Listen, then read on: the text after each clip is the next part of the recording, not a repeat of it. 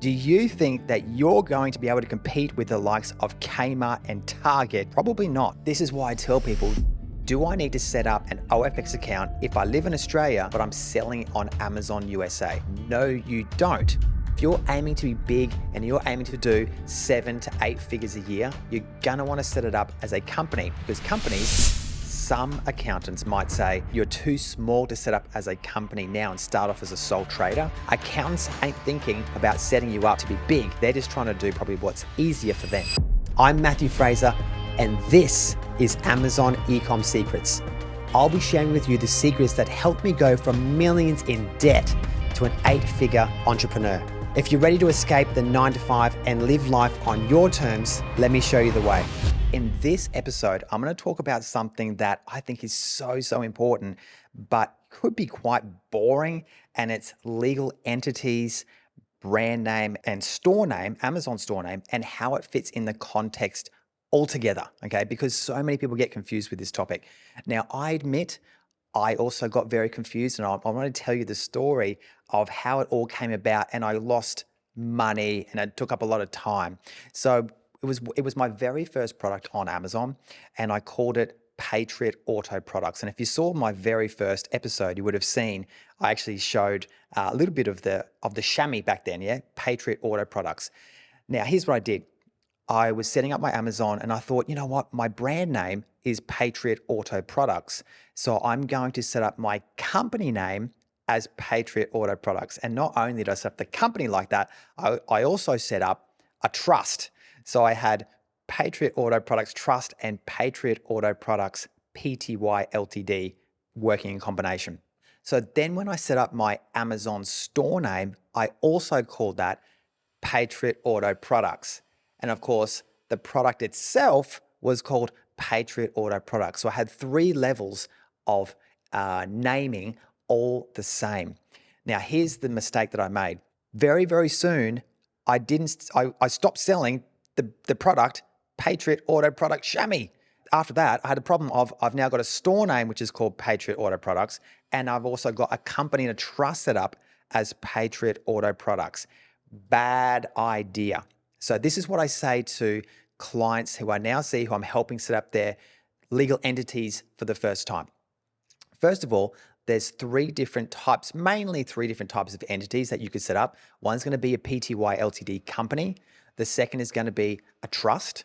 And the third is going to be a sole trader. Sole trader meaning just yourself under your own name. Now, you can actually use your Australian company. If you're setting up in Australia, you could use your Australian company or trust or name in a US marketplace. You don't need to set up a US company in order to operate in the US or operate a USA-based Amazon store. Now, I always advise people to keep the company, let's say in this particular case, you're going to set up a company. I always advise to keep the company name generic, right? And it could be something like Fraser Importing Pty Ltd or Susan Importing Pty Ltd. The generic name is going to last the test of time, because what's going to happen is your very first product is sometimes not going to last forever. And instead of having to then change later on the company name because you've called it, like in my case, Patriot Auto Products, you can then slot in different brands under the one legal entity. The other thing you can do is I would keep your store name fairly generic too. Now, this is your Amazon store name. And the reason why you would want to keep the Amazon store name generic is therefore it enables you to have multiple different brands under the store name. Does that make sense? So let me go through that again. Your company name or your legal entity can be generic, such as Matthew Fraser Importing Pty Ltd. Your store name for your Amazon account can also be generic, something like Matthew Fraser's Favorite Things or Susan's Favorite Things store. Your brand name is going to be, of course, whatever your brand name is going to be. Now, your brand name is going to be something like Patriot Auto Products, or it could be Asari chef knives, yeah? It could be a range of different things. And you can put many different brand names within your generic named Amazon store. The good thing with Amazon though is that at any time you can change your Amazon store name. You can change your Amazon store name at any time. But your legal entity, although you could change it, is going to cost you time and money, because setting up for example, in Australia, setting up a company is probably going to cost you, if you did it yourself, it'll probably cost you like $500 or $600. Whereas if you used an accountant or a solicitor, it could cost anywhere from $2,500 to $5,000 to set up. So in wrapping up all that very, very important information, I would certainly say in my case, I would certainly do it, an accountant or a solicitor, because the other thing that comes up is people are not sure which legal entity type they should set up. And guess what?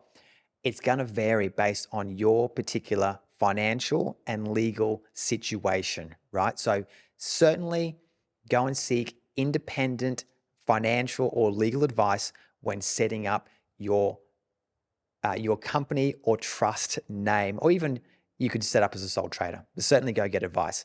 All right, guys, so now I've given you an overview of the topic of legal entities and how it might fit within the Amazon landscape with your brand name and also your store name. But I want to dive a bit deeper, and I've got some frequently asked questions. The first question that's come to me is, do I need to set up an OFX account if I live in Australia, but I'm selling on Amazon USA? And the answer technically is no, you don't. So what's going to happen is Amazon pays you every 2 weeks, yeah?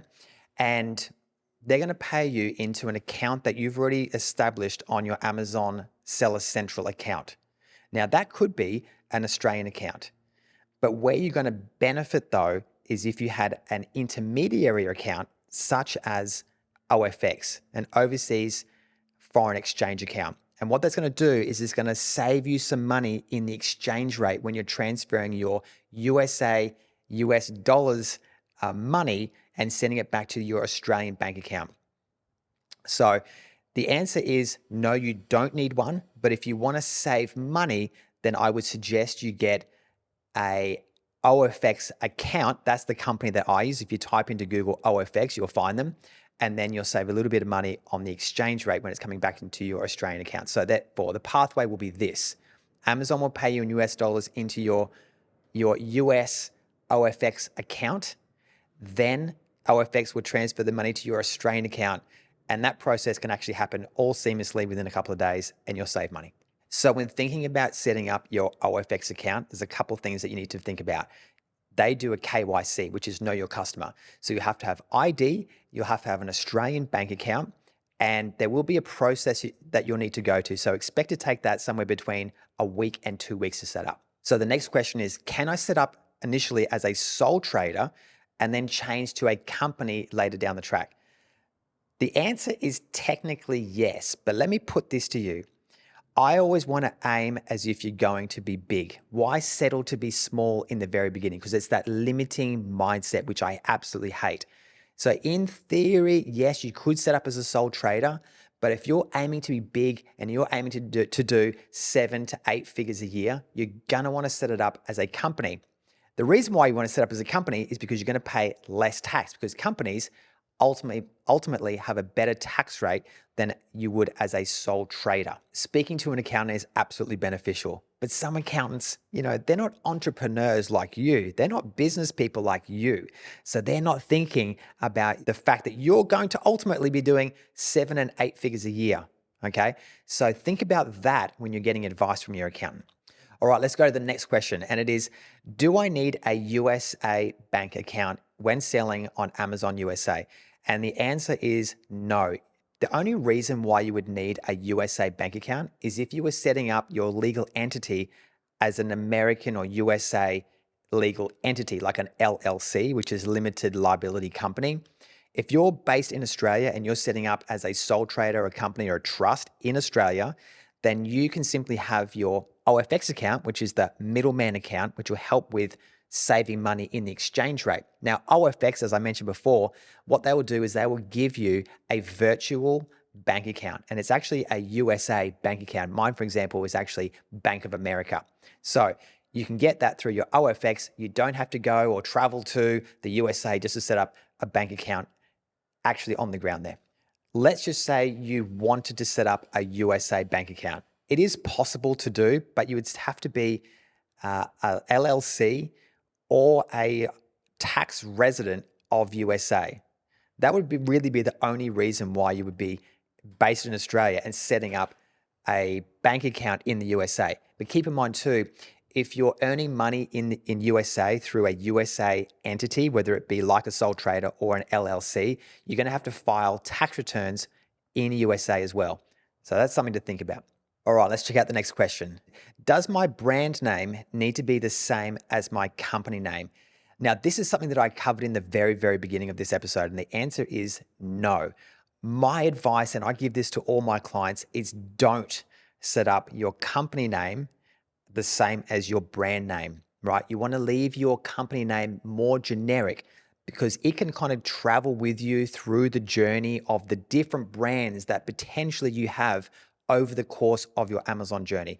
And most people who go into this type of entrepreneurial journey with selling on Amazon, they're probably going to have more than just one brand. They're probably going to merge out of the first brand and go to a second brand as your skills grow and your knowledge grows, and you just find more and more opportunity in this space. The next question is, how do I find an Australian accountant who understands Amazon USA? This is a very, very common question.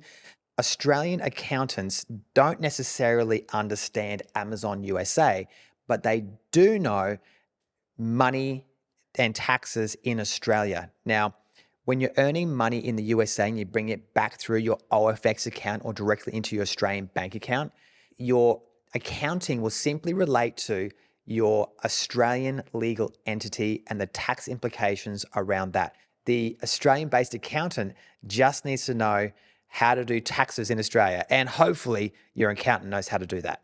Okay, guys, I hope you got a lot of value out of that kind of boring topic, but really, really important topic about legal entities and how it relates to Amazon. Thanks, guys. That comes to the end of the episode, but I really hope you got a lot of value out of that, talking about legal entities and how it relates to Amazon. Now, before you go, I've got something that I want to give to you. Now, this is something that I've been working on behind the scenes, and it's the exact blueprint of how I was able to achieve 8 figures a year. And I've put it into a simple 8-step guide, an 8-step guide to 8 figures without even designing your own product. Can you believe it? Now, I want to give this to you. All you have to do is go down to the show notes, click on the link, and get your copy of the 8 steps to 8 figures without even designing your own product. Thanks for tuning into Amazon Ecom Secrets. If you enjoyed this episode, the best way to show your support is to give a 5-star review on Apple Podcast and Spotify, and make sure to subscribe on YouTube so you don't miss an episode. You can also find more at I'm Matthew Fraser on all social media platforms. Thanks so much. Take care.